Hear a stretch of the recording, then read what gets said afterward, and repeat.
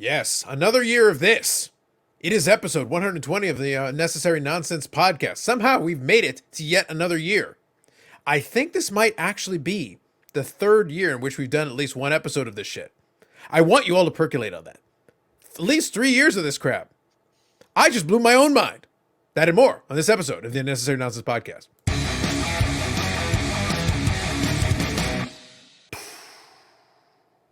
And that's It happens, man. It happens. Yep.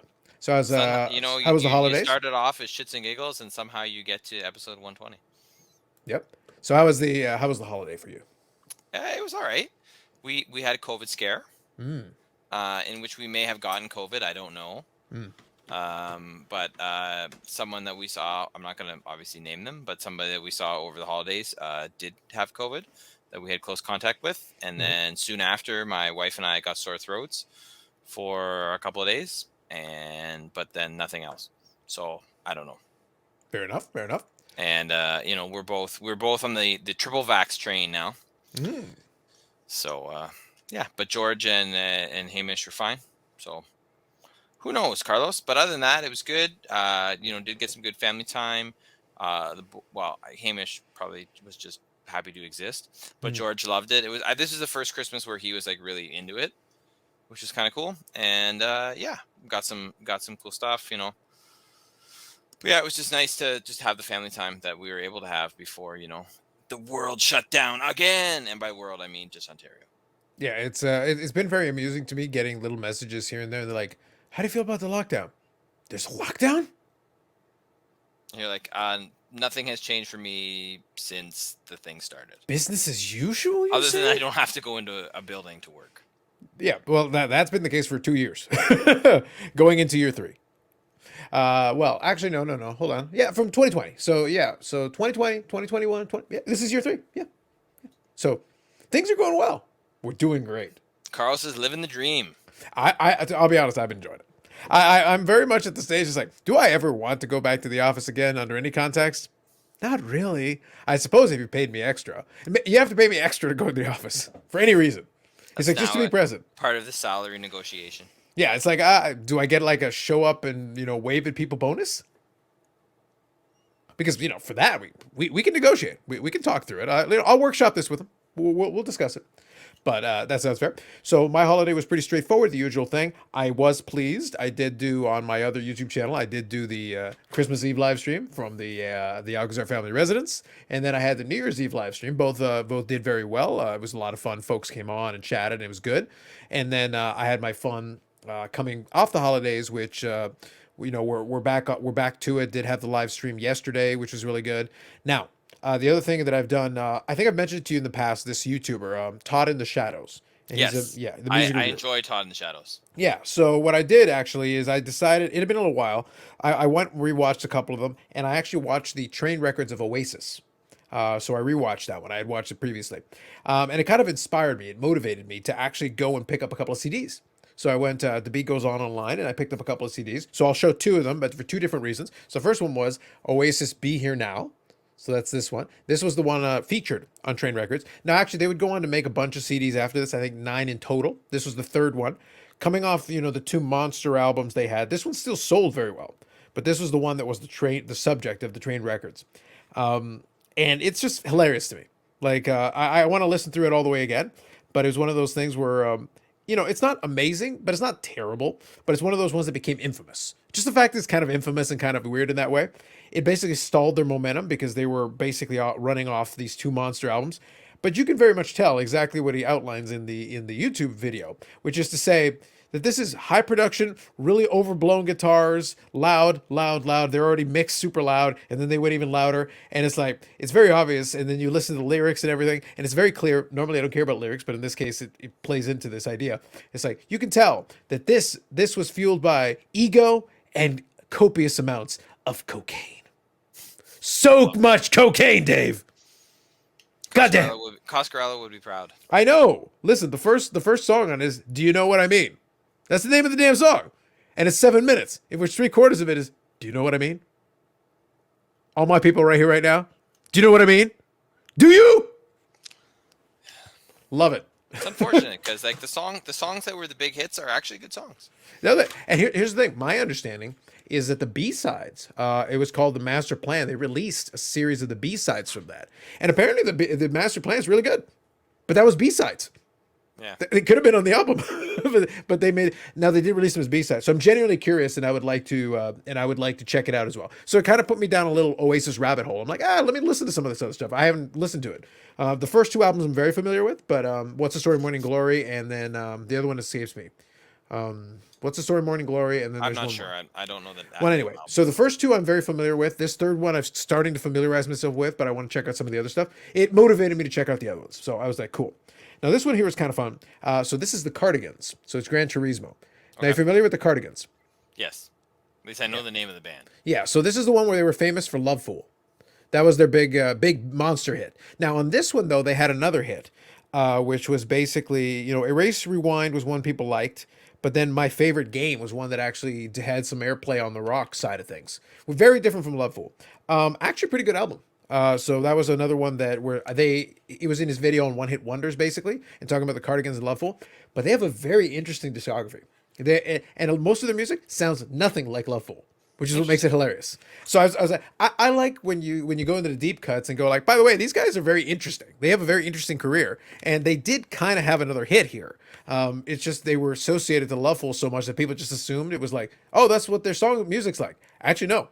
That's the exact opposite of what most of their music is like. They're a little bit more of an odd band.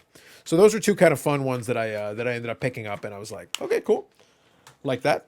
So yeah, it was kind of fun having a little musical rabbit hole and going down that a little bit. So that was kind of that piece. Now the second thing I went down a bit of a rabbit hole, and that was this week. This week, 2021, Upper Deck AEW trading cards were released. Dun, dun, dun. After multiple delays, it should have been in November, then it should have been in December, then we're in January 2022, but it has finally arrived, David. The moment is here. Are you pumped? How much did you order? How much did you actually? Or I mean, you don't have to say it on air if you don't want. Oh, I'm going to say everything, Dave. I'm spilling all the tea. How much did you spend on AEW cards, Carlos? Hundreds of dollars, literally hundreds of dollars. Now, However, how much did you get? Like what did you get? Like a blaster box? A box? so this is what I'm going to explain. So I said I'm going to spill all the tea. All right, Your questions are valid. Your questions are valid. But now it is the time for me to reveal all the secrets. Number one, I did not open a single pack of this product. Number two, I did not buy a box of any single product. Because the retail price right now in Canada is $300 a box. So my answer is no. All right. Nay, good sir. I bought singles on the eBay. That's what I did. Now, I want to add a little more to the story, if I may. So, because it looked like it was finally imminent to release this week, I, being the intrepid reporter that I am, with the YouTube channel, where I intrepidly report and say things, a YouTube channel you should watch. Hell, watch it religiously, Dave. I expect things. I was gonna say I do listen to the podcast occasionally. No, but occasionally is not good enough. It's just not good enough. So this week in particular, I had bangers, Dave, one after another, bangers. But on Wednesday, what I did was I was actually sorry. Let me start with Tuesday and then I'll cut to Wednesday.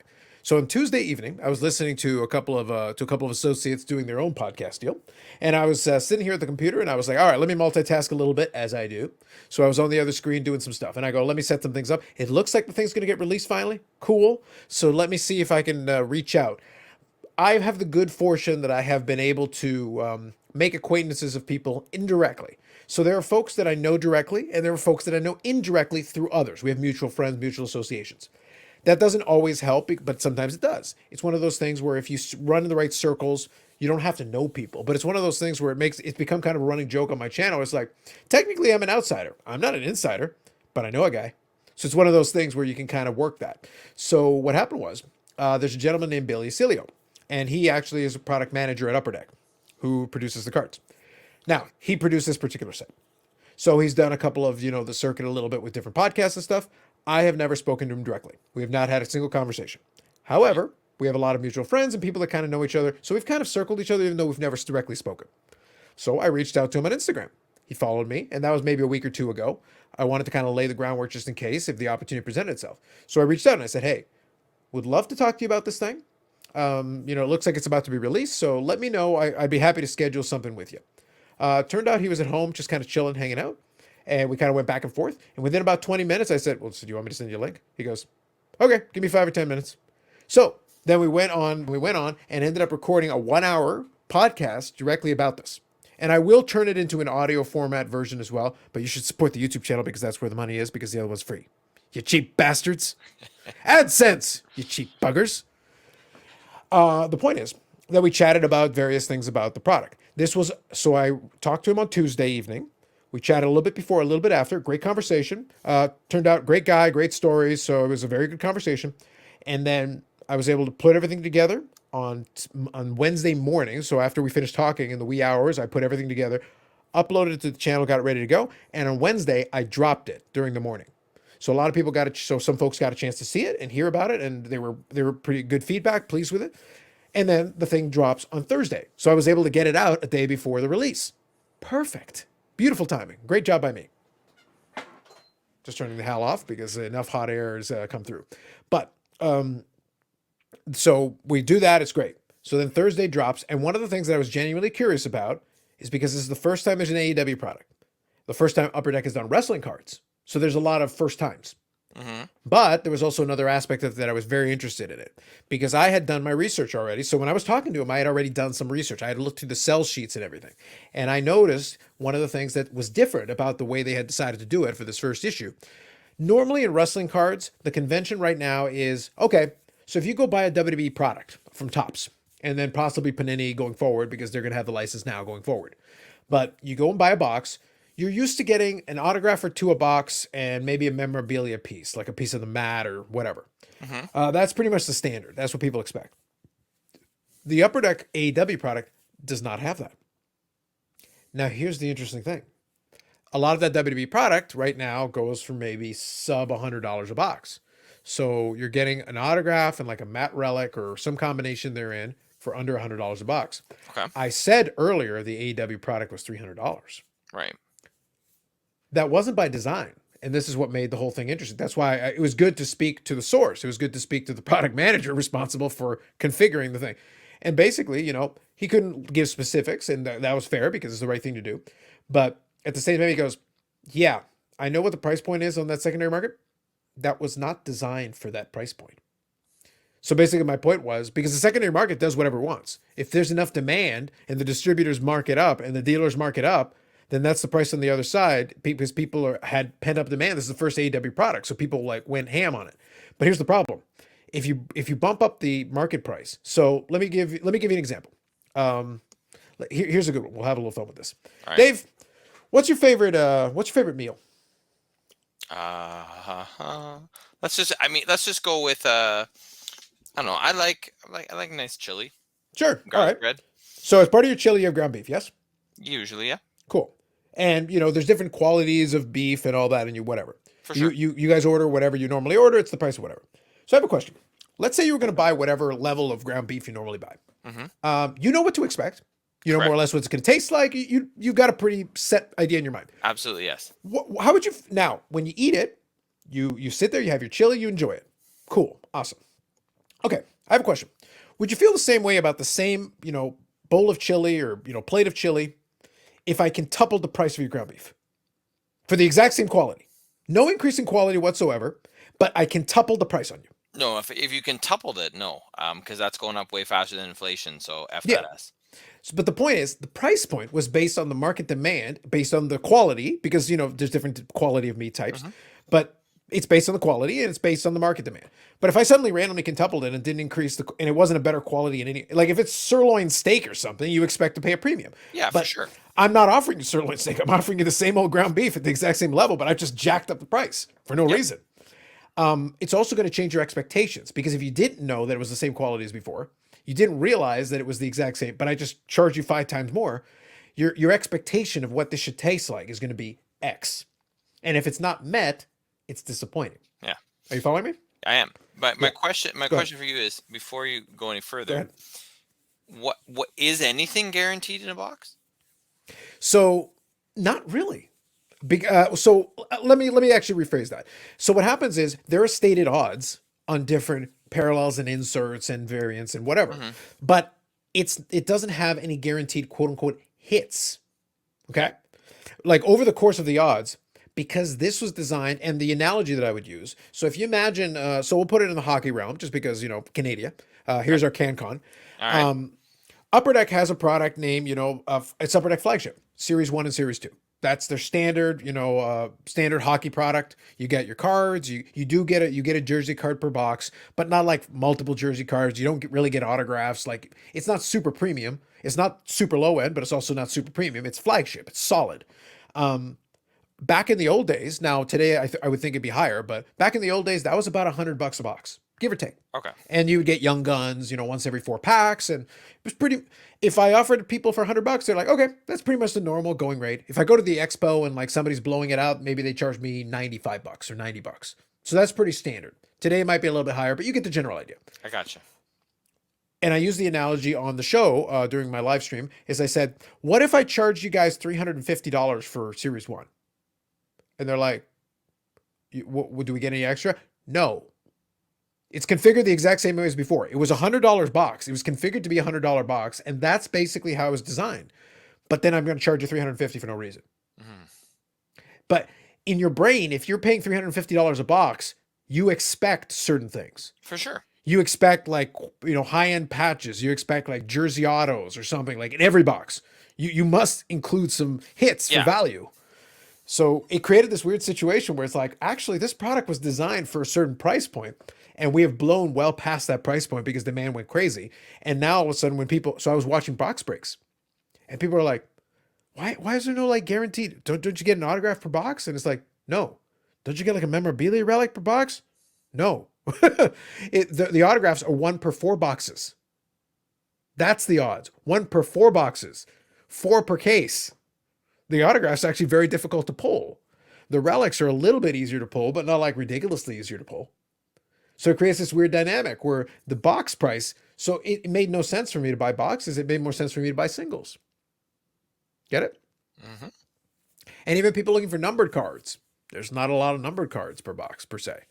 There might be 1 or 2 in a lot of boxes. All right. Okay. So perception suddenly went out of whack with reality. So it created this interesting thing. So what have you bought, Carlos? Oh, many things, Dave.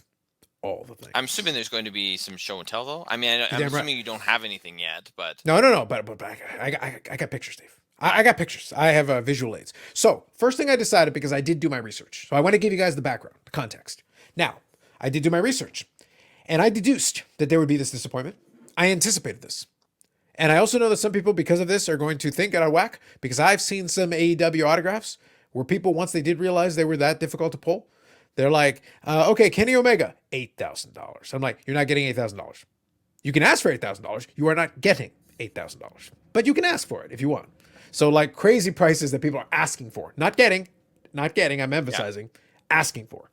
But the main parallel that they have to the base set is the gold parallel. It's not very difficult. It's 1 and 2 packs for a lot of it. Some of the base, some of the subsets are a little bit tougher, but it's still fairly easy to pull. Okay. So I decided to do a set of the golds. So I started going ham and buying from different dealers and different lots. I have unofficially 61 of the 100 cards in the base set in gold version. So this is the tougher version.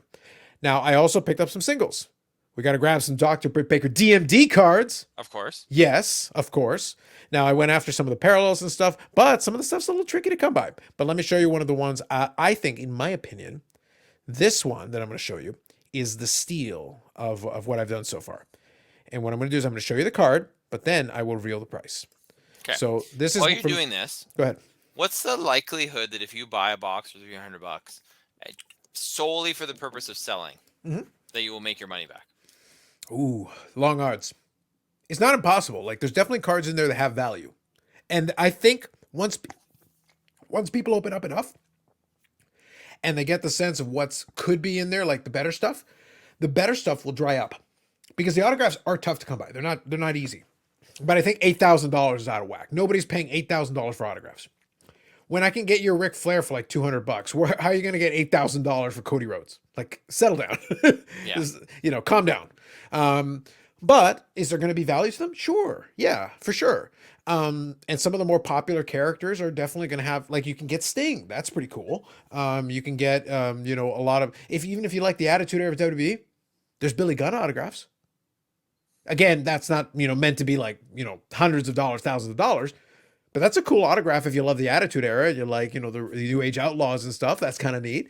You got Jim Ross. You got Tony Schiavone. If you remember, again, Attitude Era. That's kind of cool. So you got that going for you.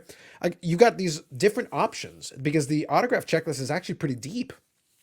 And if you like, what about prospects and younger wrestlers who might become something? Well, MJF is gonna have this is gonna be his first major set series. You like MJF? You like Jungle Boy?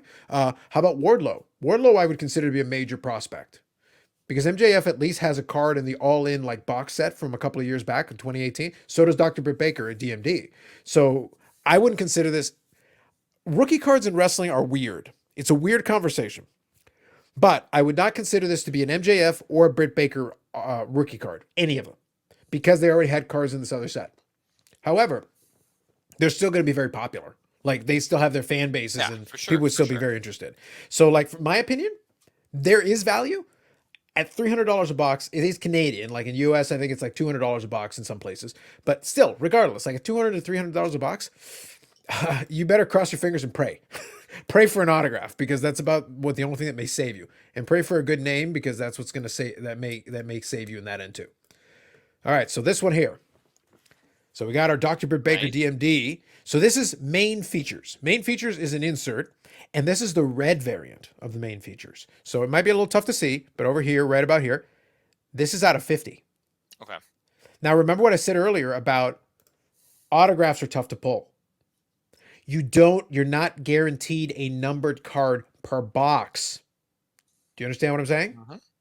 This one is not only numbered, it's a very popular character, and it's actually numbered to 50. It's actually a fairly low number in what is already a very difficult thing to pull, any numbered card. You with me? I am. Okay. This, in my opinion, might have been my steal of steals. I acquired it for the princely sum of $25. Ooh. It's $300 a box. I killed it is what I'm trying to say. I killed it. That one I think is going to be my big steal of this one. So when ordering that, you got it for $25, the other person you're like, do you know I'm ripping you off? It was a buy it now. I saw it. I was like, I'm not even making an offer. Yeah, at that point, you must aggressively press the buy it now button, Dave. It is the right thing to do. But yeah, you have to understand, but that's the point, is you have to understand the set to understand that actually numbered cards are going to be tough to come by in this series because a lot of people think in their brain, oh, you're going to get like a numbered card or two per box. Nope. No, you're not. Not at all. That's actually not true. It is the opposite of that. But you have to have done your little bit of research. So this one here may be, potential wise, my secondary best pickup, single pickup. It says, it says the exclusives underneath Wardlow. That is right.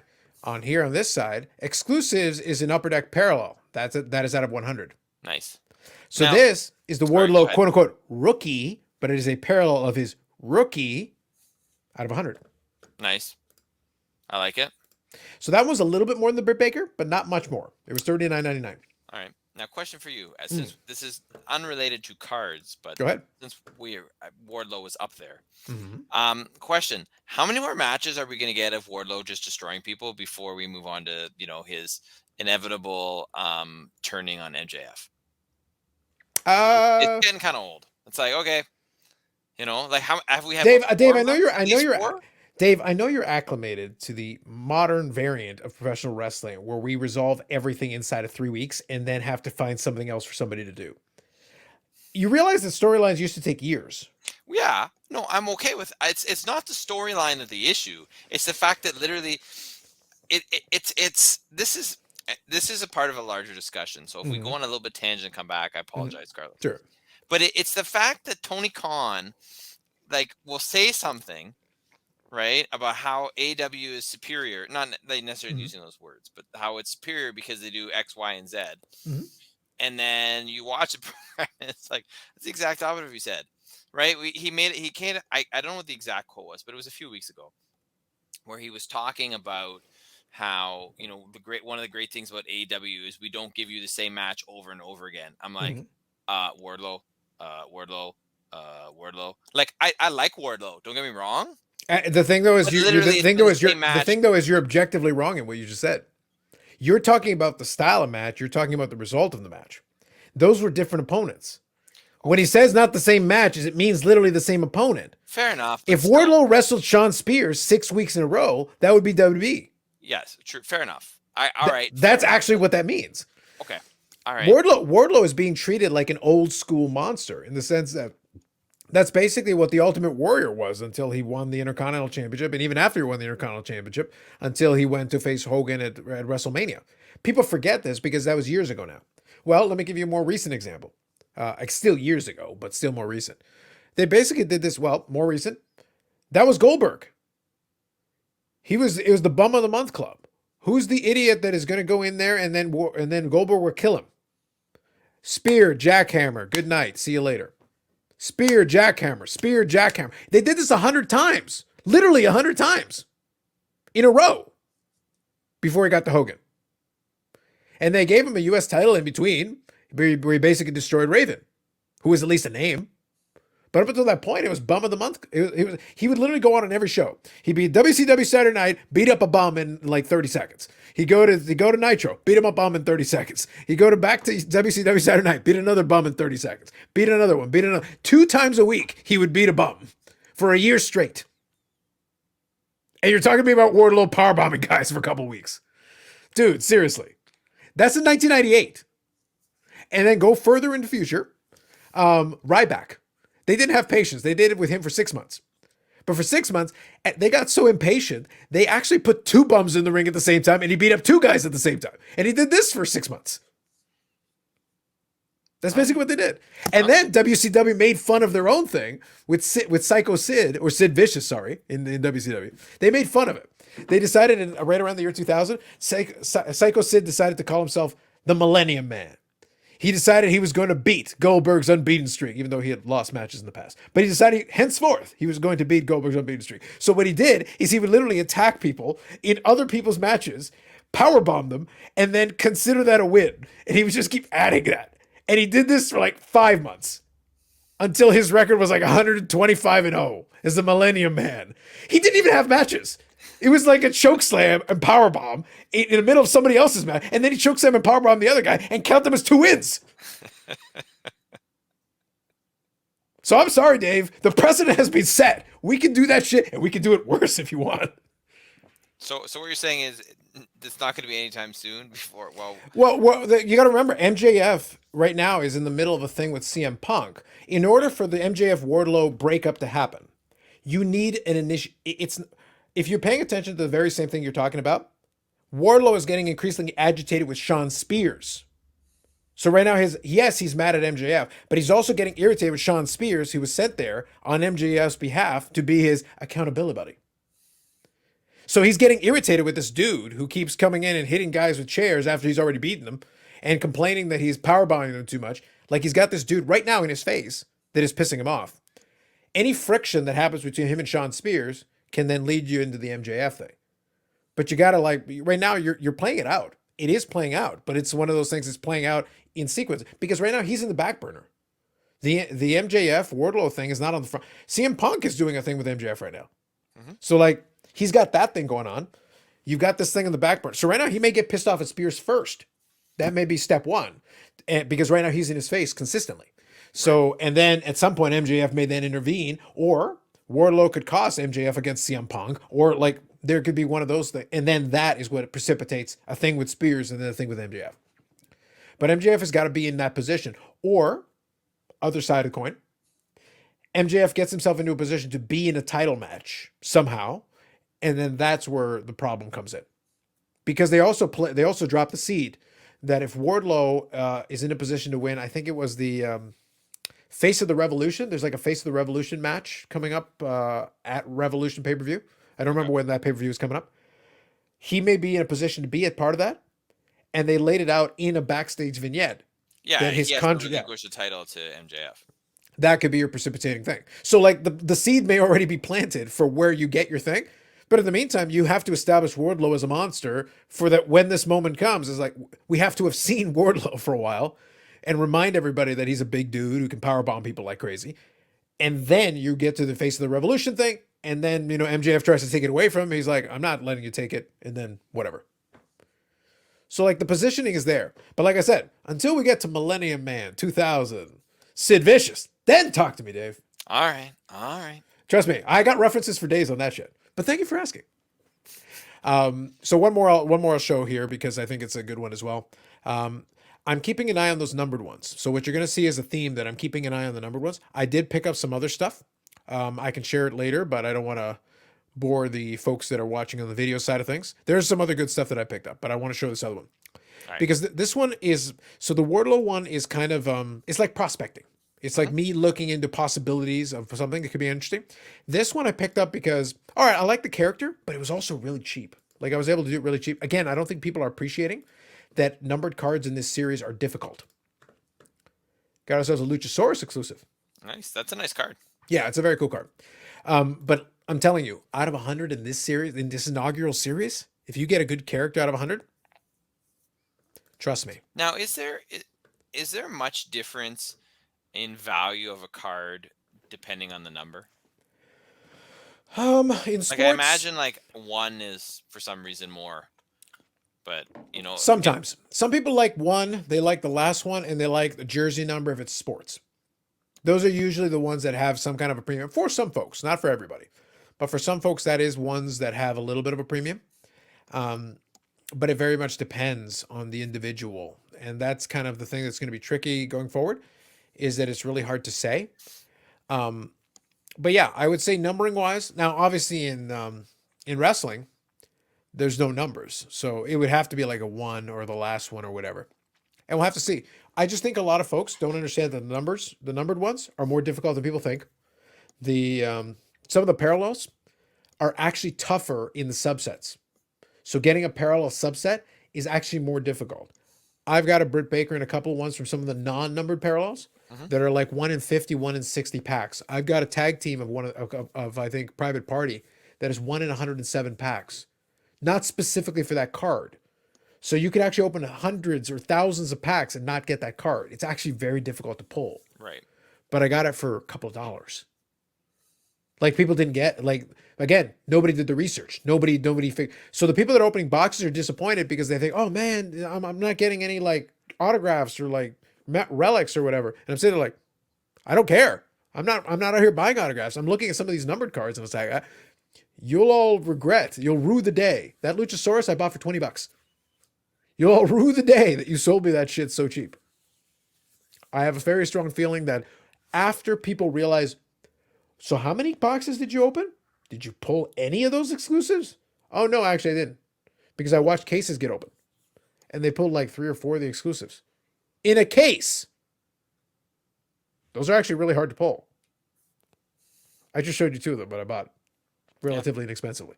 I bought it for a fraction of the price of a single box. What's better bang for your buck? Yeah, exactly. You tell me. Right. That's what I said. You gotta think a little, Dave. You gotta think a little. Some 4D chess here, my friend. You gotta do some 4D chess. Not quite Tom Dundon 4D chess, but I try. I do my best. Yeah. But it'll be fun. That'll be my little challenge. That's my game. I want to finish that gold set. I'm going to work on it. Try to see if I can finish it off. It'll be fun when I get it in hand. I'm going to put a little Z folio. It's going to look cool, I think, when it's finished. Nice. Because you're going to have, like I said, you're going to have all the cool characters in it. That's going to be great. And I got a little in that interview discussion that I did with him. We also talked a little bit about what the next series is going to look like. The next series is going to be configured a little differently. That one is configured for a higher price point. That one's going to have more of your autographs and more of your memorabilia. It's going to be more in line with that. Did you buy any autographs, or are they just ridiculous? Not yet. Right now, they're too high. They're too high. I need more to get on the market for people to realize, yes, they're difficult, but they're not impossible. You're pricing them like they're impossible. Right.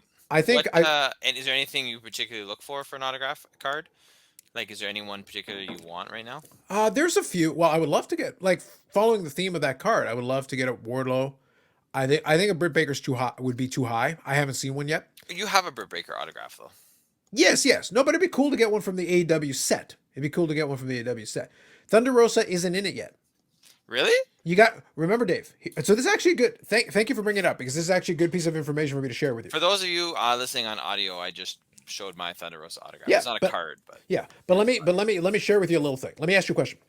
Because again, I had a product manager from Upper Deck who helped design the set. So you're able to ask direct questions and get some good information.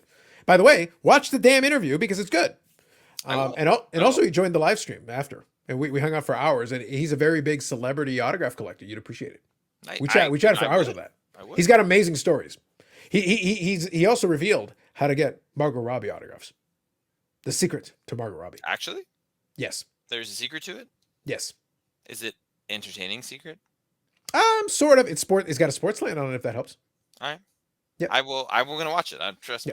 Yeah. So anyway, Is that on? Sorry. Is that on? We'll talk about it later. yeah, we'll talk about it offline. We'll talk about it offline. Anyway, the point that I'm trying to get at is that there was some really good information in it, and so this is maybe the piece that'll be useful. Let me give this to you and everybody as a takeaway. Okay, so when you design the set, I'm not talking about between necessarily release, but the release is part of it. You have to design it. You have to come up. So from a design standpoint, he's not making the images. Like he's not figuring. He's building the concept. This is how big I want the base set to be. These are the parallels I want to. Okay, let's use this foil for this. Let's use this. So he's building the concept and designing all the different components. He's how many inserts. This is the ratios. Blah blah blah. This is how we're going to build this whole set. Well, they've already come up with plans for 5 AEW sets. So I can tell you that right now. 5. So I think 2 more this year, and then I think 3 more for the following year. So they're already that far in advance in terms of planning. However, between planning, conception, printing, and release, what do you think is the turnaround on that on a single set? So you're designing, configuring, coming up with the concept. All right. Say like 6 months. 9 months to a year. So what you need to know is that, like in this AEW set, when you go look at the pictures, what you're going to discover is that to cover all the bases, Britt Baker isn't shown as a champion in any of the pictures because at the time she wasn't. You got a picture of Riho with the belt because it covers her time as champion. You wanted to cover that. Sheeta has a picture of the belt because she was the champion around the time that they released that set. So you've got those covered to represent 2 of the women's champions. But Britt Baker did not have the title at the time that any of the images were taken. She was on the rise. She was a star on the rise. That was known. So that's why she's part of insert sets and all that good stuff. But yeah, it was Riho and Sheeta are the ones featured with belts. You've got Moxley with a belt. You've got, all these other categories and things. I don't even think the TNT Championship is featured on any of the cards yet. They were able to get in the Brody Lee tribute card. So they were able to get that in. So that had happened, and they were able to incorporate it into it. There is no official CM Punk card in that set right now. By the next set or 2, CM Punk will be in it. There is a hidden, very difficult to pull CM Punk autograph they stuck in there. So it is possible to get one. There's no Bryan Danielson. There's no Adam Cole. Why? They weren't on the roster at the time that this was already being sent off to the printer. Right. You get my point? So like there's this big long time gap. So to your point, Thunder Rosa, it makes perfect sense for the next couple of sets upcoming because then Thunder Rosa became more prominent. Oh yeah, we got to get Thunder Rosa in there. I'm sure by the next couple of sets she'll be there. And by the next flagship set, 100%. Because now she's a mainstay of the roster. Yeah. But that means you still got a checklist of a bunch of other folks that are involved. And now, I think you're familiar with the controversy. Big Swole has got a bunch of cards in it. Nice. Yeah. Can we talk Big Swole now? If you want to, really briefly, we can. Yeah, sure. Well, no, but honestly, like, I don't think she's wrong. First of all, not completely, but but I also feel that the problem is Tony Khan's response. Oh, no, 100%. So his literally, honestly, it felt to me like reading it was like his response was like the person who says, "Yeah, but I have black friends," or I have a friend who's black, and it's just I think there's an element of that. The other element is that. So remember when I said earlier that Tony Khan needs to delegate? Mm-hmm. Part of the delegation is get a PR team to run your social media. Please stop responding. Don't respond to anybody. Don't respond to anybody about anything. Resist the urge. Just stop. He's very defensive. Yes.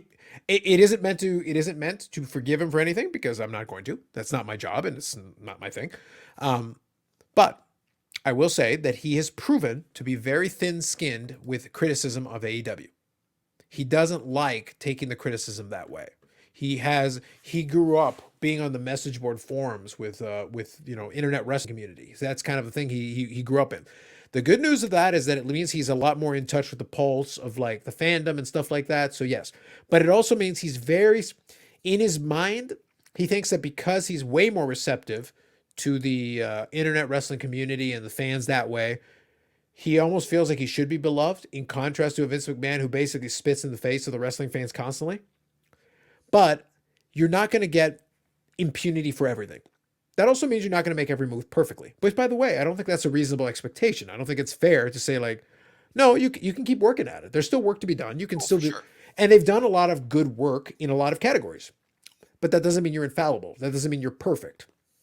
It just means you need to understand your weaknesses and just say the response would have been like, we take the feedback seriously. We're going to keep working at it. It's going to be something that we have to keep working at going forward. Sure. That's it. That's it. Thank you for the feedback. Now, good day. Here's another question. I know this is getting into the maybe the realm of conspiracy though. Conspiracy. But do you think that whole situation changed the result of where they were headed with the TBS championship? No. But what Tony Khan's response did is it put that question in people's minds. I believe that the way that Jade Cargill had been promoted up until this point, this was always the path. Because if it wasn't the path, she had no business being in the finals. You could have done Thunder Rosa and Ruby, and it would have been good. It would have been a much better match. To be blunt, that match sucked. It did not show either one of them in their best light. Because Jade is still too new. She's too green. And Ruby is there trying to figure out, like, how do I make this look good? How? Like, because you're athletically great, but you don't know how to transition smoothly between move to move to move. So it's like, I have to kind of wait for you because you're not ready. So I gotta, what do I do with my hands? Yeah. It was basically that for several minutes. And it was a struggle. It was a painful, and it created this weird dynamic where I understand why Jade was given this title. I don't think it's completely undeserved. I think the way she was promoted, it was fine. I think it was a nice moment. She had her daughter there and everything. I don't really care about that. That's not for me. But I get that it was a great moment. And I'm sure she was very proud of that. And I'm sure her daughter down the road will be very proud of that. And it's a great moment. She's not ready for that position. Not because she looks the part. Her presentation, her entrance, everything. She got a good promo too. Yeah, she looks like a superstar. She looks like a superhero come to life. So like you can believe that, well, I'm sure she could pick people up and throw them around. I believe it. She looks like it. In ring though, she's not smooth yet. Ruby has been a 10-year veteran. Like for me, down the road, I still believe that the path will still go Thunder Rosa, Britt Baker, which is the right path. To be honest, I think that's the matchup. That's the collision course that everybody wants. You know, that's the mega powers colliding without them ever being homies. We're just skipping straight to the fighting. Yeah. Which is good. To be honest, it's good. I think for the women's division, that is a great rivalry that is coming. So I think Mercedes Martinez is going to be good to get just a little in between because they're keeping them separate right now. Because Britt Baker has to finish with Riho. So there's some business to be done tonight. And potentially something right after. We'll see. But I think Thunder Rosa will get her due in due time. Whatever the next pay-per-view is. That's the time you need to be paying attention to. Whatever the next pay-per-view is. Because I can see Thunder Rosa being the next pay-per-view opponent. We just got to get there. However the timing works. So that's exciting. On that side of it is going to be good. My concern right now is that it is going to feel like a token gesture. It's going to feel like a make good, which is not what you want. Tony Khan's tweet put them in that position. When I could still make a case for Jade winning that, I understand why they would want to do it.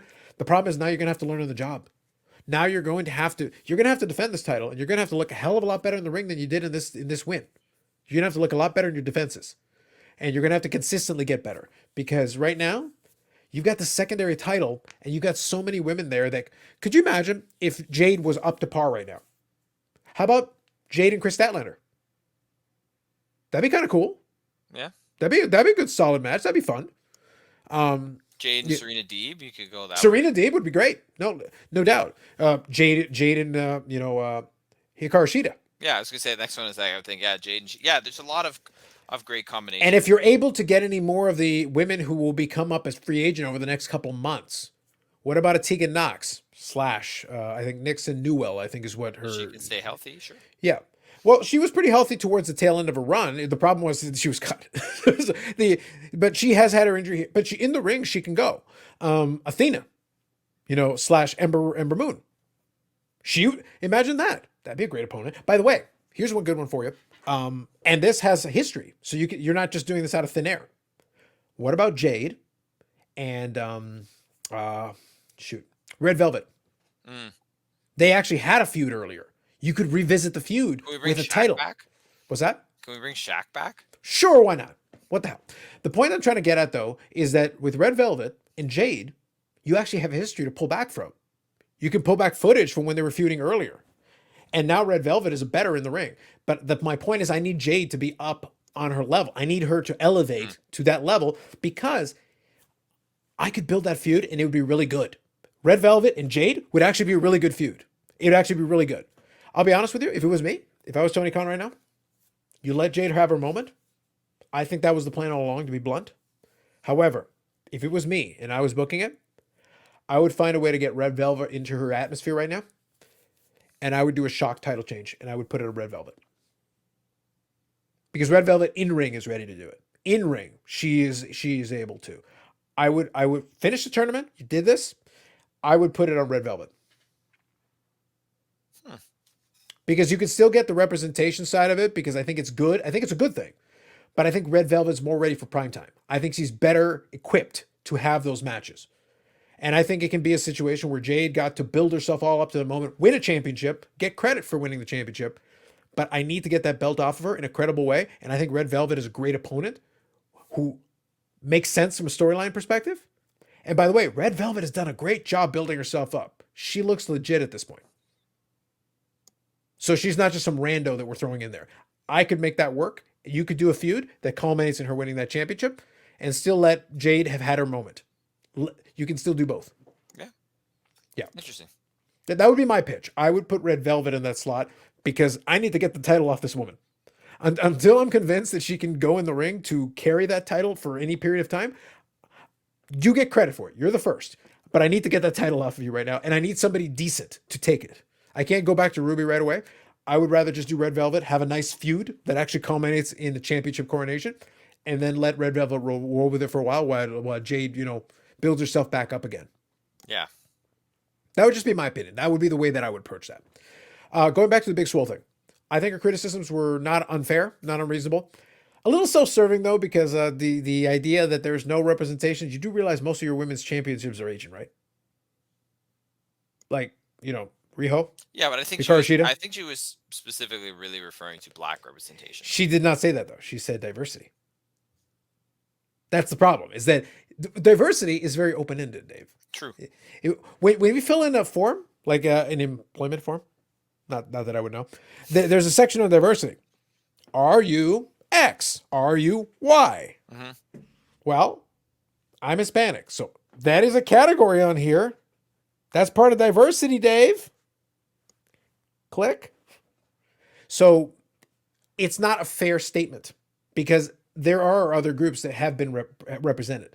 The idea that not enough black wrestlers have been represented, fair enough. I think a case can be made. I think that's reasonable. But I do think there's a few that I think are being slotted into position to have a more prominent role going forward. That you would like it faster or that you would like it more prominent, fair enough. I think that's a reasonable conversation to have. Two things can be true. I think Big Swole's comments were a little self-serving. They were kind of more like Big Swole didn't get a chance. But can we have more representation for black wrestlers? Sure, absolutely, 100%. Was Tony Khan's response warranted? Hell no.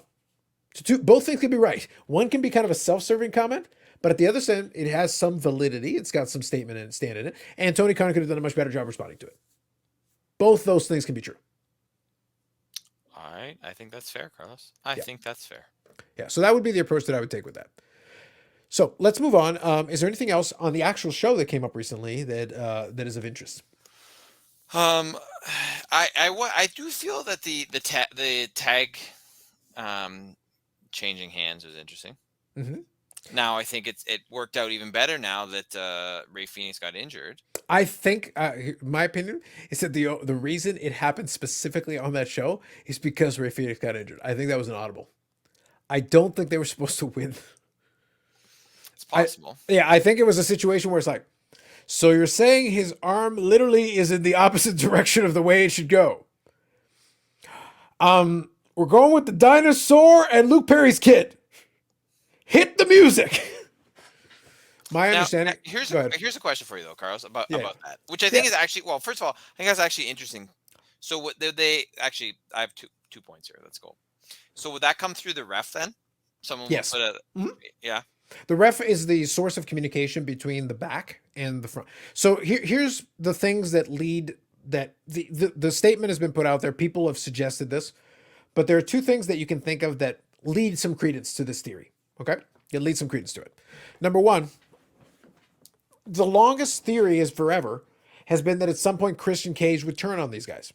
Yeah. Well, now they just won the championship. The likelihood of him turning on them right now makes absolutely no sense. Why? Why bother right now? So there's a good possibility that could have happened during this match had something not changed. You called an audible mid-flight. This has happened in wrestling before, and I'll give you a cool example after where I explain this. Okay. But so we've got this match happening. It's a spot fest. I think they went too crazy. The Lucha Bros have this tendency to go too nuts on spots. It means sometimes they have to kind of stand around and wait. It looks cool, but you got to kind of set it up. So it means you got to do all this work to kind of, okay, I need you to stand right here because I got to jump over this guy, jump on this rope, do this thing, and then flip, 380 degrees and do this. And then, okay, I'll nail you with the cutter. And I'm like, dude, why don't you just have a regular wrestling match for part of this match? You don't have to do 50 spots per match. So when you talk about the too many Canadian destroyers, look, the only ones that actually do too much are probably the Lucha Bros. They're really good at it, and the Young Bucks sometimes get into that as well. It's basically those two tag teams. Sometimes they overdo it, and these guys were way overdoing it. Tell me how that table spot is necessary. Now, Rey Fenix shouldn't have extended his arm like that. It made no sense. Like I was like, no, land flat. Is that what, I mean? No, well, your okay, arm, let's talk about that. Because I'm not going to criticize anyone specifically. By the way, the replay was brutal. Yeah. In real time, like I saw it, but then in replay, I was like, oh, I'll tell you this, Dave. This is indicative of what I'm talking about. I've seen a lot of heinous injuries in wrestling in my day. Mm-hmm. No reaction. When I watched his arm, I was like, ooh. I was like, ooh. When I saw the replay, I was like, ooh. Okay, that looked like it hurt. Looked like it hurt a little bit. Because it's interesting. So here's the thing. I'm going to say everything, and then I'm going to let you respond. Okay, Go ahead.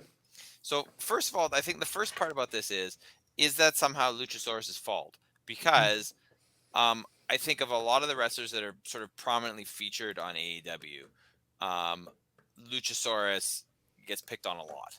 Mm-hmm. In some circles, he's known as Botchasaurus. All right.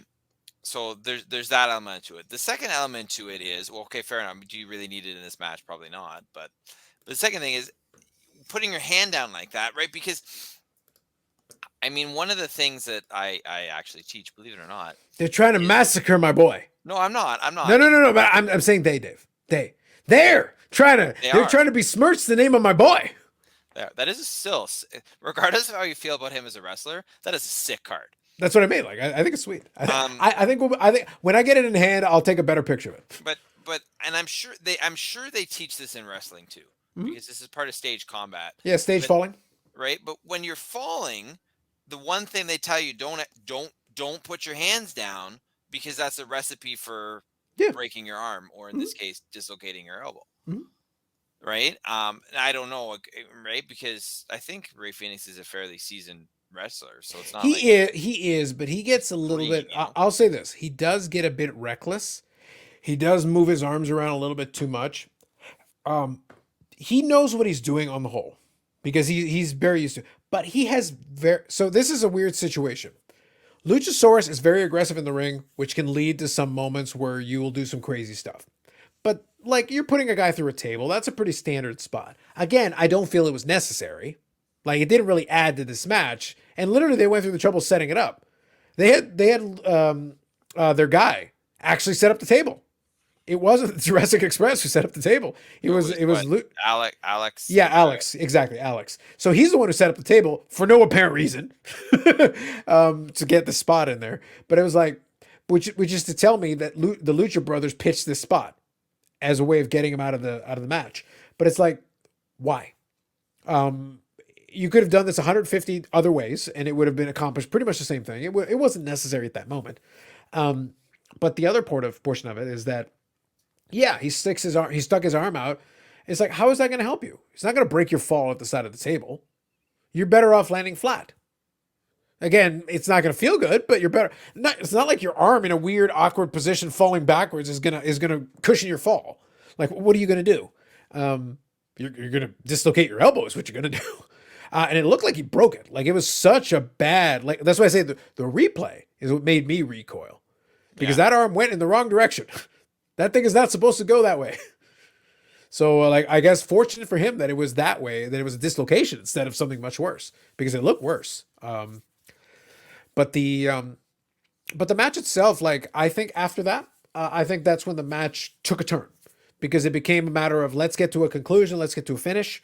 If Christian Gracie was going to do anything, that completely changed. All of a sudden, he was out of the picture. He wasn't really doing anything other than just being present at the end. And the other thing that leads credence to the idea that I believe that this was a change of plans once that happened is that they won the match. They play the music. They've still got time left in the show. I also believe the rumor going around was that there was going to be an appearance, because they did a little blackout thing. There was a chance there was going to be an appearance of, like, Brody King, because they had alluded to, Malachi Black and stuff. But if you notice, at the end of the show, all of a sudden they got time left in the show. The Jurassic Express is celebrating, but the celebration is really long at the end of the show. And they go to a camera where Chris Jericho's up in the rafters. Malachi Black's up in the rafters. They got all the tag teams of AEW come out randomly, a lot of them in street clothes, to stare at Jurassic Express's new champions, to just stare at them. They're killing time. Like, they're basically like, so Tony Khan at that point is calling an audible. He's like, guys, can you go out there and, like, look at them? Basically, and then, like, point at them and be like, we're going to get you or something. Just make it look like a thing. All right, go to the Jericho camera. Go to the Malachi Black camera. It's like, what are you doing? I need to kill a couple more minutes before we go off the air. Normally, they're good at getting the end of the match a couple of moments before the conclusion, wrap it up, put a bow on it. We'll see you next week. They did not have that ready to go. I believe that was a complete audible. As soon as Rey Fenix got injured, plans changed immediately on the spot. I think that's very interesting take, and probably right. Yeah. Just go back and watch the end. Like, literally the last couple of moments. I'll review it. Yeah, just go back right after the pinfall happens and go look at what happens. The tag teams coming out is weird. They've never done that before. They're going randomly to, like, a camera of, like, Jericho smirking from the rafters. What's he smirking for? Chris Jericho technically is not part of a tag team. Yeah. But are you getting my point? Like, they basically, like, put a camera on Jericho, put a camera on Malachi Black, have him look menacingly or smirk or do something. Yeah, that is kind of weird. Yeah, so that's what I mean. Like, the amount of weird production adjustments that were suddenly made right at the end of that match, and they normally run pretty close to time or a little bit of an overrun. They had time left to spare, which is to say they had to change something about the end. Something changed in the end of that match. Let's put it that way. Something changed. Speaking of that, though, in regards to that and the replay and stuff, I also do you find that sometimes there's someone it delegates, maybe, I don't know, in the social media department, where it's like, can you not replay things that make you look bad on your own social media? Like, I understand, like, something like that, regardless of whether you think it was Luchasaurus' fault, you think it's Rey Fenix's fault, regardless of whatever, it's going to get blasted everywhere, right? But let's not, why do we have to? And I don't know if they did or not, but there's other things, because but AEW does this a bunch, where you're like, they'll retweet, they're like, on Instagram or Twitter or whatever, they'll put out something, you're like, that's a botch. Why are you putting that out there to the world on your own channel? Well, I'm reminded of when they did the double cage, basically War Games, and they had Jericho go off the top of the cage, and land on padding, and then they showed a replay that literally shows him falling onto padding, and I was like, maybe you should replay that, or pick a different camera angle, anything. Just don't replay it. Yeah, don't make it obvious. You're making yourself look bad, right? And they've done that. Like, I mean, there's another thing where, I mean, I don't know. It's one of those issues. But the Jade's finishing move, Mm. right? That's something in the match, specifically in the match with Ruby Soho, right? Mm. If you watch the replay of it, right before, well, I don't know what it's called, but before she drops her, right? You can tell they're setting up, they're getting I ready think it's for it. actually called Jaded. Okay, so Which, before by the way, is not a terrible name. no, Not bad. Not bad for it. but but Not bad. but Soho's like nodding, like okay, yeah, and like mouthing, like I'm ready to go, Yeah, yeah. right? And Well, it's like, because she lost grip. She lost grip momentarily. And if you go back and watch the replay again in the same vein, I think she was supposed to do it from the top rope, and then okay, she but lost. And then she lost. Yeah, and my then she point is lost it. find a different camera angle, Mhm. right? Like don't or don't retweet Don't that, replay it. or show the clip, start the clip when they're already in the air Sure. or after, you know what I mean? Like because we're both AEW fans, Mhm. right? Allegedly, look, I only drop hundreds of dollars on their fucking trading cards. I don't know what you're trying to. I don't know what you're trying to do, Dave. I'm not sure what you're trying to say. I don't understand what you mean. Do you always wear the AEW hoodie when we podcast now? Is that Not like a all, not all the token? time when it's a dark one. Dave, I'm in the middle of the North Pole. You should know by now that I need my warmth. I turned this off temporarily just because I was getting a lot of hot air pumping this way. But like, come on, give me a break. No, fair enough, fair enough. Anyway, but that's my point. But yeah, let's go back. Let's back it up though, Mhm. since we've talked about it anyway. What is your opinion on Luchasaurus as a wrestler? I think he's very talented from the perspective of being athletic for a big man. I think like a lot of guys who have a lot of athleticism, there are times where he goes too fast. And that's where I need the coaches and the experienced hands in there to be like, hey, look, you're a big dude especially in this company, because in this company they don't just randomly hire 7-footers. They don't have Omos from WWE. The problem is Omos can barely move. They keep hiring these 7-footers who are like Giant Gonzalez. It's like, okay, cool, you're big, you can't move. Great Khali, anyone? Yeah, like they keep doing this, and then as a result, they're like, oh, these other guys are so short. Well, Billy Gunn looks like a giant, even in his 50s. But that's because Billy Gunn is like 6'5", 6'6". By normal human standards, he's a big dude. Luchasaurus is like 6'7", 6'8", or something like that. I don't He's even also remember. the most ripped 58-year-old ever. Yes, that's a fact. So Dave, there's still hope for us all, is the point. Take your vitamins and say your prayers, brother. The point is that these guys in AEW, they're actually pretty normal sized humans on the whole. There are some bigger guys, like Wardlow is a big dude by normal standards anyway. He's not ridiculously tall, but he's pretty tall, but he's jacked and he's pretty big. And Luchasaurus is pretty ripped. He's not overly jacked, but he's very ripped Yeah, generally. he's definitely very toned. Yeah, and he is also very tall. Like by normal human standards, he is very tall. And he is athletic. He can do karate kicks. He can do all these things and then jump around and then do like a standing moonsault. For a guy that big, it's very impressive. It's not necessary all the time. It's almost like the Lucha Brothers thing. His name is Luchasaurus, but you don't have to be a luchador all the time. Sometimes, like, you know what? You're like 6'6", 6'7", 6'8", or whatever you are. Choke slam a dude and then do a couple of power moves. You want to do a standing moonsault? Do it every couple of matches. Don't do it every match. Don't do the same sequence of moves. Because if you're overdoing these high risk moves and these trickier moves, the likelihood of you making a mistake is higher. Occasionally, you have to do higher percentage moves, execute them well, execute them consistently, and throw the odd thing in here and there. And that way, you're going to have less issues and you'll have more clean matches. And I think it'll help the overall perception of the product. Jungle Boy does a lot of fancy moves too. Sometimes he overdoes it too. That's the only thing. A lot of these guys try really hard. They want to get really cool moves off. But when you try to sequence a ton of cool moves off, well, then the likelihood of you making a mistake is much higher. Yeah, it's not all about or solely about the high spot. Yeah. So you can do a little bit of both. By the way, because as a big man, the hot tag should be like his bread and butter.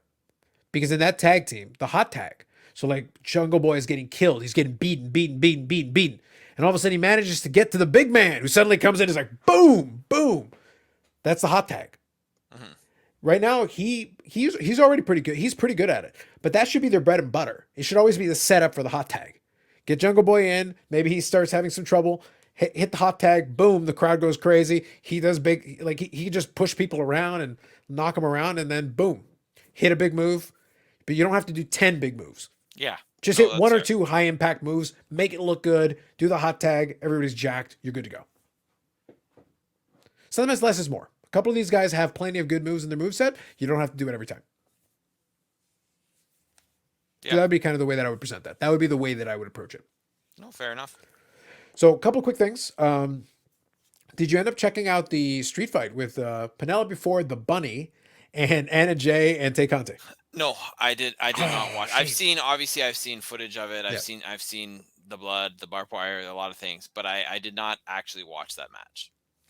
Hilarious. I love their effort, but I was like, holy crap, you're really gonna going for the whole thing, are you? I like it. I did see a video of Penelope Ford trying to like put somebody through a table and then the table not breaking. Well, what she did is she did a moonsault from the top Yes. rope, and the problem is that they hit the table, but she hit the table kind of on the side instead of the middle, so it's not going to break if you do the side. The ladies don't weigh enough for it to work if you hit the side. You got to hit the middle. If she had hit the middle, it would have been fine. It was actually a decent moonsault, but I think she wanted to make sure she hit her target, so she didn't jump as high as she could. Because she's got a gymnastics background. She can do a backflip. But the thing is, she was trying to make sure she hit her target. And she did. And by the way, technically, that was worse because the table didn't break. It's actually more painful that it didn't break. Yeah, for sure. Yeah. And in the end, they did get the table spot anyway because Tay Conti did a pile driver with Penelope Ford to take her out of the match at the end. So they did get a broken table spot in there. And they got thumbtacks. And barbed wire. Why not? Yeah, so I'll give them credit. They worked hard, and the crowd liked it. It was they weren't expecting it. The crowd liked it. They enjoyed it for what it was, and it was like, no, I give them tremendous credit. I thought they did a good. I don't know where it leads though, because it's like, okay, so now are the Bunny and Penelope Ford hardcore legends? Like, where are we going with this? Like, but hopefully that means that's the end of their feud and they can move on to other things. But I think the Bunny and Penelope Ford, you have to figure out what you want to do with them. They're good in certain. By the way, to be honest with you, I felt like that was their best outing. Like, I actually thought it worked, but that's because all four ladies were working real hard and they had in their mind, like, whack me with it. Okay. I was like, all right then. That's what y'all want to do? Good on you. I appreciated the effort. One way or the other, I appreciated the effort. So that was fun. I'm trying to remember. There was one other thing. So the broken arm spot was a thing. Oh, did you like the title match with Hangman Page and Bryan Danielson? Yeah, although I did. I thought obviously I think they're both great wrestlers. Did they need to get color in it? I don't know if I really. I felt it felt to me like the cut on Danielson was a little too deep. Well, I think he probably did it hard way, to be honest. I don't think. I think they intended to do a little bit of that, but I think they really whacked each other pretty hard early to like make sure, because then they went to like 18 billion headbutts. And I think the story was supposed to be that after the 60-minute draw, they weren't going to go 60 minutes again. There was no intention to ever go to the judges, because otherwise you pick better judges than The Big Show, Mark Henry. Jerry Lynn is a good judge. Jerry Lynn would be a good one. But I was like, so Big Show and Mark Henry, have you two wrestled 60 minutes in a match in like a week? Like, are you serious? Have you watched these men's careers? They don't do 60-minute matches. God damn. So it's like, why are we getting you to judge? Look, the Big Show is very impressive in his day, and he's a very impressive human being, like, to see wrestle. I have seen the Big Show wrestle, and he is truly gigantic. It's disturbing. But he's not a technical wrestler par excellence. That's not his deal. So I'm like, So what are you going to judge this on? I'm genuinely curious. And then Mark Henry, yes, another technical marvel of the wrestling game. Jerry Lynn is a great wrestler. He is a great wrestler. To me, if you're going to not go with anything, any celebrities or anything special, I would have gone with Jerry Lynn, Dean Malenko, who is like a master of wrestling. He knows wrestling inside and out. He's a second generation star, I think. So he knows his stuff. And then you can always go with who's the other guy in the back? I'm just trying to think. Well, you could get like an Arn Anderson. Why couldn't you do Jerry Lynn, Arn Anderson, and like Dean Malenko? Yeah. Those guys have forgotten more wrestling than more people know. Like as judges. Like, wouldn't that make logical sense? It would. Yeah. Like you've got them there. So it's like, why don't you use those guys? Like To me, that would make more sense. Like, I don't know where Big Show and Mark Henry. When you see Big Show and Mark Henry, you're telling me you're not going 60. You're telling me you guys are going to go a much faster pace. Your goal is to beat each other mercilessly for 20, 30 minutes and call it a day. But a very good match. Certainly a good match. Yeah. Yeah. So anything else then stick out in any of the shows the last couple of weeks? Because we had a couple of weeks since the last time we spoke about it. I honestly, I cannot remember. It probably, but nothing that I would say at this point.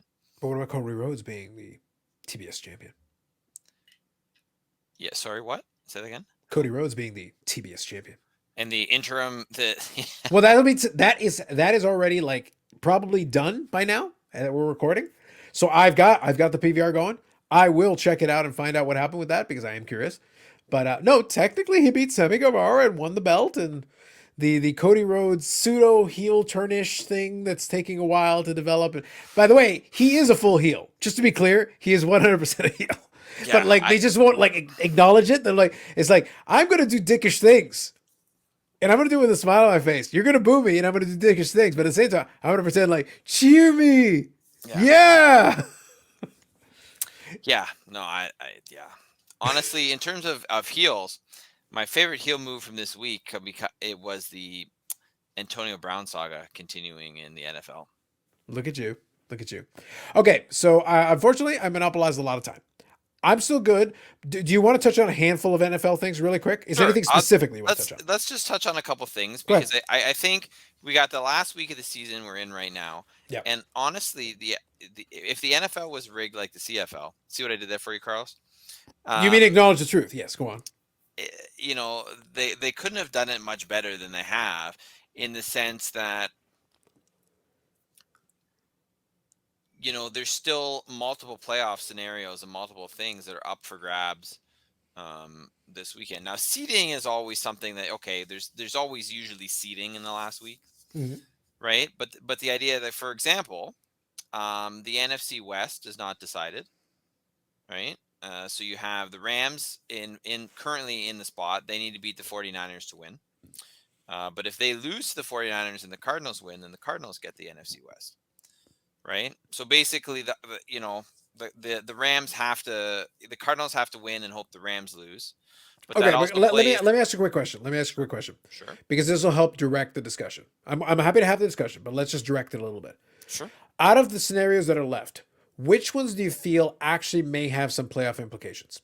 Okay. So which ones do you feel like this actually one affects does only because it also includes the 49ers and the Saints. Okay. Right. So if the Saints win and the 49ers lose, then the Saints are in. They're in the last playoff spot, which obviously is what I hope happens.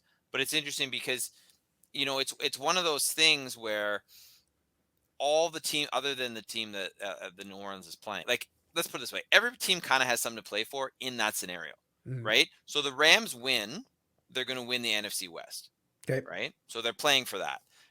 They're playing the 49ers, who are playing for a playoff spot, right? Because if they win, they're guaranteed a playoff spot.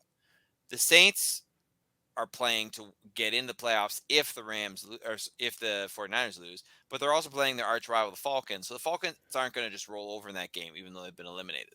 So that has intriguing matchups, whereas the Arizona scenario, you know, plays into it too. So that matchup, less the Arizona-Seattle game, because I don't really care there, right? And it doesn't really matter as much. But the fact that there's sort of three teams, kind of four, locked into the battle for potentially one playoff spot, like where everybody's got something to play for, as opposed to, you know, the Saints need to win, but they're playing a team that also needs to win, but the team they want to lose doesn't have anything to play for.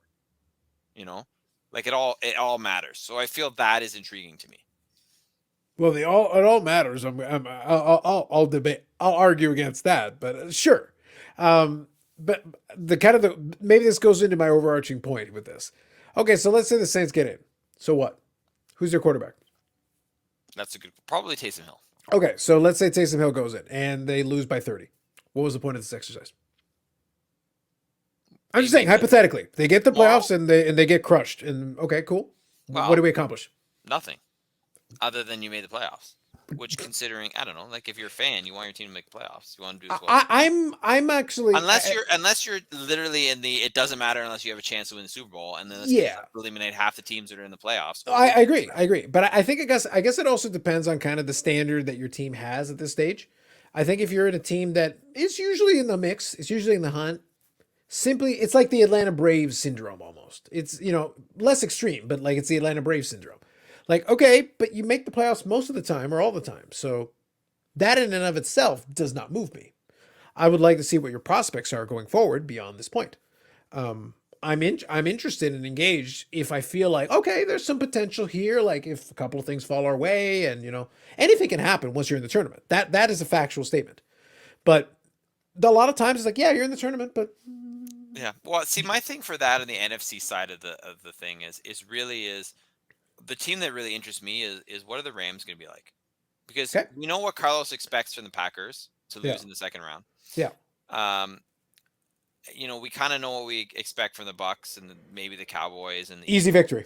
for sure, Crew right? is go. But which kind of version of because the Rams they've had a pretty good season. They're 12-4. They could be 13-4 when all is said and done. They played well most of the time, but when they haven't played well, they played pretty poorly and lost to some games they really shouldn't have lost. So I think that team interests me on that side. Only that team, because I think everything else will kind of play to form. So my favorite part about the thing with, since you mentioned the Packers could go 14-3. Yes, they could. They could win 14 games, and I'd still have them losing the second match against the field. Well, they Pick also are whoever you playing want. the Lions, right? Yeah, Who but I believe my are question locked is, into the second pick, so that it means nothing to the Lions. yeah, I'd be curious that like the great joke about this is I'd be curious to see it because I'm reminded of 15-1 over again. It's like, cool. Are you designed to perform in the playoffs? You're going to get a first round bye. So that's good. That's a good thing. You'll have an extra week to prepare for whomever is on the other side of this equation. I just don't know. I feel like this year's NFL has been a little bit watered down anyway. It's like I look at these teams, they're all flawed. They're all like, again, and I feel like this is the second or third year in a row where I've been like, all these teams are flawed. All of them. None of them really feel like, oh yeah, for sure. The Tampa Bay thing would just be to anger us all, just to continue the dynastic run of Tampa Bay everything. Of course. Yeah. But that'd be about it. Like that's really, yeah, okay. The Rams could, I guess it's going to become, because going into it, like, I don't see who is the obvious choice. It's like, I guess whoever gets hot in the next couple of weeks, whoever gets hot and just rolls with it through the final and gets to the Super Bowl, game on, homies. Yeah.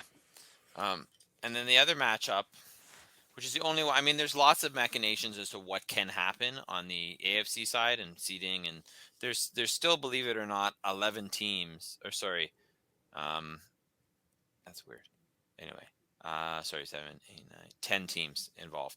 But there is actually a win and you're in the playoff game. The Sunday nighter tomorrow is going to be the Chargers versus the Raiders. Okay. And the team that wins makes the playoffs. The team that doesn't make the playoffs. So it's, you know what I mean? I like that kind of matchup because it doesn't affect anything else. It's just one-off winners in the playoffs, and we'll probably lose in the first round, and the loser is out.